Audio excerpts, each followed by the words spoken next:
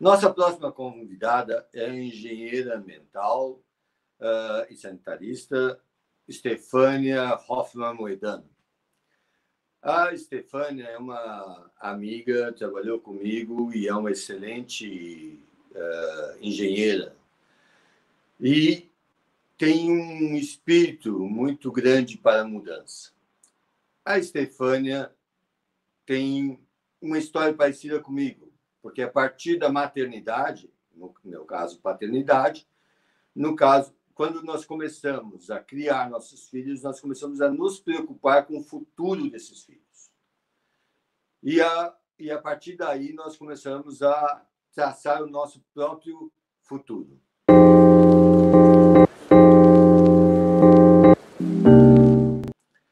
Bom, seja bem-vinda a esse evento. Estou muito orgulhoso de tê-la aqui, Estefânia. E queria pedir que você primeiro se apresentasse, contasse um pouco da tua história e como você chegou a essa paixão pelas abelhas. Eu agradeço muito o convite, Sabatini. É uma honra poder participar e falar um pouquinho sobre como as abelhas podem nos inspirar, né? Eu sempre falo que a gente sai do lixo zero, mas o lixo zero nunca sai da gente, né? E como você falou uma vez para mim, tá tudo conectado, tudo faz parte da mesma coisa, e isso faz muito sentido. Tudo parte de um mesmo propósito de vida, de um mesmo olhar para nosso agir na Terra, né? Então, vou me apresentar, me chamo Estefânia, como o Sabatini já falou, eu sou engenheira sanitarista e ambiental, e sempre trabalhei com sistemas que questionam a nossa forma de agir no mundo, né? Trabalhei com sistemas descentralizados de esgoto, trabalhei com lixo zero, estava no início ali da fundação no Instituto Lixo Zero Brasil, um lugar onde eu aprendi muito, onde tive a oportunidade de trabalhar de forma dinâmica e muito criativa, e nesse caminho vieram meus 2 filhos, eu fiquei um tempo afastada, e depois, saindo desse período de maternidade exclusiva, onde a gente acaba desenvolvendo muitas habilidades criativas e nos empodera, né, como uma atora da mudança, né? A gente pode, depois que a gente passa por um período muito intenso de maternidade ou paternidade, eu acho que empodera o nosso poder transformador de uma sociedade, como educadores, né? A gente precisa ser a mudança mesmo que a gente quer ver no mundo, né? Não entrando no chavão, assim, não desvalorizando cada palavra dessa frase, mas a gente precisa ser o exemplo para os nossos filhos, né? Onde a gente quer... O que a gente quer, de fato, deixar para eles, que legado. E nesse período, assim, finalizando esse período de maternidade e dedicação exclusiva, as abelhas nativas entraram na minha vida. E foi muito profundo, assim, porque uma coisa que eu me questionei tanto, as abelhas estão morrendo, as abelhas são fundamentais para o equilíbrio dos ecossistemas, são fundamentais para a vida na Terra, né? Sem abelhas não há alimento os alimentos que a gente come hoje, grande parte são provenientes da polinização por abelhas. E por que, né, se é tão fácil assim, por que cada um não cria abelha em casa? Já que as abelhas sumiram dos meios urbanos, assim, as populações estão bem diminuídas, né, por causa do avanço das cidades, da perda dos habitats naturais. E depois de um longo período, assim, de estudos intensos e muito profundos, eu fundei a UBIS, que é um projeto de meliponicultura urbana que visa difundir e facilitar a criação de abelhas nativas sem ferrão por qualquer um na cidade, né? Por qualquer pessoa que tenha as condições favoráveis para tal. Só que nesse amadurecimento do projeto, eu vi que a capacidade que as abelhas tinham de nos ajudar enquanto seres humanos e seres coletivos era muito maior do que a nossa ação em prol desse universo de insetos, né? As abelhas são seres inspiradores e para mim, nesse grande estudo, assim, são arquétipos perfeitos de sociedade, né? é um agir coletivo que beneficia toda uma comunidade. E elas têm relação direta com praticamente todos os animais terrestres, né, dos ecossistemas terrestres, porque elas polinizam, são predadas, claro, mas elas polinizam o alimento de uma série de nichos da teia alimentar. Então, nesse ponto, eu vi que, sim, as abelhas podem nos inspirar enquanto seres para voltar na nossa conexão com esse agir coletivo integrado, né? Estefânia, o que você está contando é uma coisa muito interessante, porque desde criança eu vi a sociedade das abelhas como uma sociedade perfeita, onde existe uma colaboração. Eu digo isso na própria colmeia, da construção, da inteligência, da colaboração, da ordem. Como é que você acha que o que elas podem nos ensinar enquanto civilização? O que você aprendeu que pode ser aplicado à nossa sociedade? Bom, são vários fatores, Sabatini, e realmente elas são inspiradoras em termos de cooperação e organização social, né? As abelhas, e eu falo sempre com olhar nas abelhas sociais, porque 90% do universo das abelhas são abelhas solitárias, têm o seu comportamento um pouco diferenciado das abelhas sociais, né?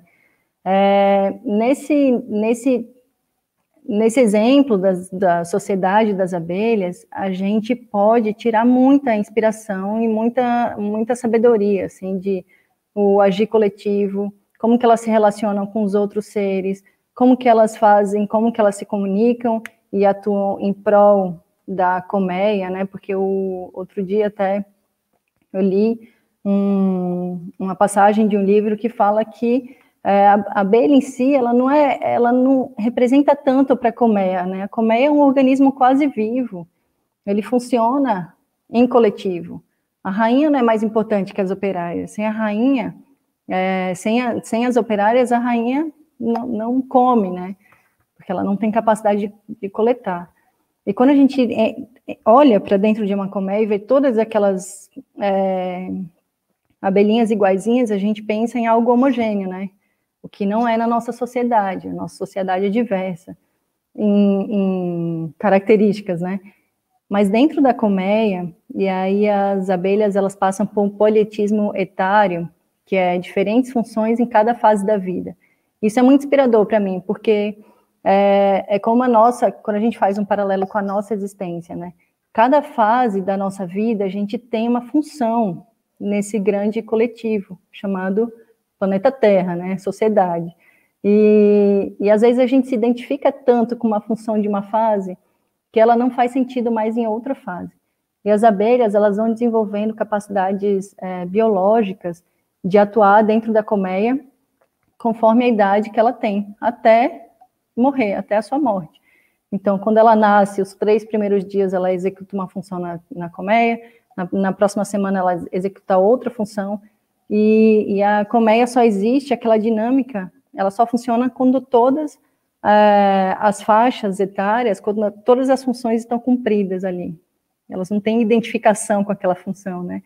E quando elas passam para uma outra fase, dificilmente elas voltam para a fase anterior. A partir disso, uma outra coisa que eu queria comentar aqui é sobre a nossa biodiversidade de abelhas, né? E como que a gente precisa voltar essa conexão com o nosso ecossistema local. Por quê? Porque as abelhas africanizadas, a Apis mellifera, que é a abelha que produz o mel, a abelha comum, elas entraram no Brasil em 1838, elas vieram através de um padre português para a produção de cera para as missas que ocorriam aqui no Brasil. Mas, pela sua grande tamanho, né, pelo grande tamanho das colmeias, são colmeias muito populosas dessa espécie, elas entraram no eixo comercial, é o terceiro animal mais produtivo, mais significativo na produção na Europa, né, em termos de produção de alimento. E no Brasil não foi diferente. Esse modelo industrial, monocultura, dominou o que eu chamo de nosso conceito de abelha.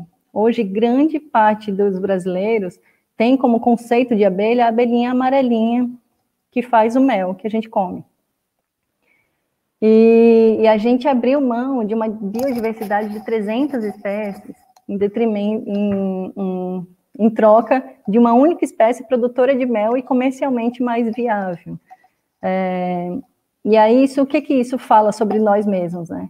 Que a gente foi colonizado por mais isso. A gente pensa, a gente tem como referência uma única abelha que é exótica, e a gente abriu mão de todas as outras espécies que são fundamentais para o nosso ecossistema, para a nossa fauna e flora nativa, e que atuam aqui, né? Então, quando a gente descoloniza os conceitos e abre e volta nossos olhares para a nossa biodiversidade, a gente está conectando com o lugar onde a gente opera, onde a gente vive, a comida que a gente come depende desse nosso ecossistema, né? Que lindo isso, Estefânia, porque o que você está falando, primeiro, a tua paixão sai nas tuas palavras e expressões, e eu sou muito apaixonado pelo que eu faço também. Então, eu percebi que todo esse conhecimento é muito aplicável à nossa sociedade. Eu sou muito preocupado com o que a globalização fez, tá tirando da gente a nossa cultura, os nossos valores locais, em prol de uma massificação, né? E eu acho que todo esse caminho que você colocou da vida, que é também uma ligação dos pontos que é do nosso aprendizado, né? Daquilo que a gente valoriza também. Como é que você vê todo esse estudo você percebe agora, olhando para a sociedade, trabalhando, difundindo um conceito, difundindo uma prática, difundindo toda uma cultura. Como é que você vê entre os seus pares, as pessoas que vêm até você, essa recepção dessa mensagem? Você percebe que está havendo um interesse maior? Você percebe que está havendo uma mudança dos nossos valores? Essa transformação ética que a gente está discutindo aqui? Sim, sem dúvida, Sabatini. Às vezes as pessoas, muita gente chega, e como é um assunto que ainda não está de posse da população, né? Poucas pessoas conhecem, de fato, quem são as abelhas nativas sem ferrão. É uma inovação, né? É uma inovação secular, né? De milhões de anos, né? As abelhas estão aqui nos nossos ecossistemas há milhões de anos, muito antes da nossa espécie vir habitar nesse planeta.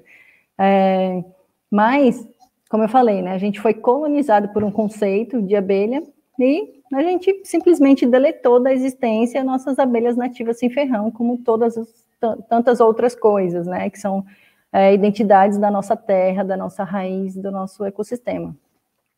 Mas as pessoas estão sedentas por isso, né?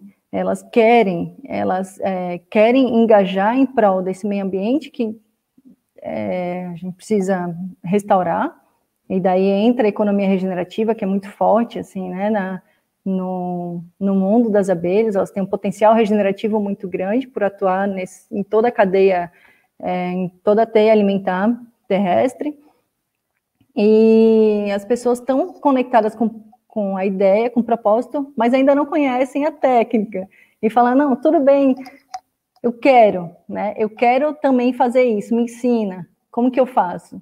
E esse é o nosso papel aqui, é facilitar essa conexão. E aí eu te falo, os índios e muitos povos originários ao redor do mundo já manipulavam as abelhas e já tinham as abelhas como inspiração e como uma representação sagrada, né? As abelhas, elas têm conceitualmente uma representação sagrada em muitas crenças e muitos povos originários. E aí, como que esses animais nos conectam, né? Eles atuam, por exemplo, eu sempre falo que uma abelha no seu quintal te lembra constantemente que todo o teu entorno é importante. Porque as abelhas que estão no meu quintal, elas não polinizam só o meu jardim, elas vão no jardim do vizinho, elas vão no bairro, elas visitam o bairro praticamente inteiro, né? A Mandaçaia, que é uma das maiorzinhas, elas voam 2 quilômetros. Um raio de 2 quilômetros, isso quer dizer 1.250 hectares.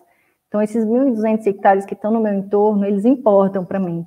Eles importam que meu vizinho deixou de usar agrotóxico na plantação de manjericão dele por causa das minhas abelhas. Isso é um ganho sistêmico, sabe? E as abelhas, elas nos puxam isso, né? Elas nos puxam o quanto que é importante a gente atuar dentro, mas pensando no entorno, porque muro não existe no mundo das abelhas, né? A gente está, e agora na quarentena, no confinamento, isso fica muito claro, porque todos nós estamos confinados, mas elas continuam com o seu trabalho aí em todo o entorno. Então, é uma grande forma de nos lembrar constantemente que a gente atua no local, né? A gente pode mudar o mundo a partir do local. Muito, muito, muito lindo o que você está fazendo. Um orgulho. Obrigado, Estefânia, pela tua contribuição. Espero que você possa continuar tocando tantas pessoas quanto você está e modificando o seu entorno e o mundo todo. E que isso possa construir o mundo que você deseja para os seus filhos. Meu muito obrigado, querida. Eu que agradeço. Para mim é sempre, como eu repito o que eu te falei no começo, e como você já me falou, está tudo conectado, né? Tudo que a gente faz pensando no coletivo, não importa a ferramenta que a gente use, né? Tudo faz parte de uma coisa só. Muito bem. Muito obrigado. Obrigada.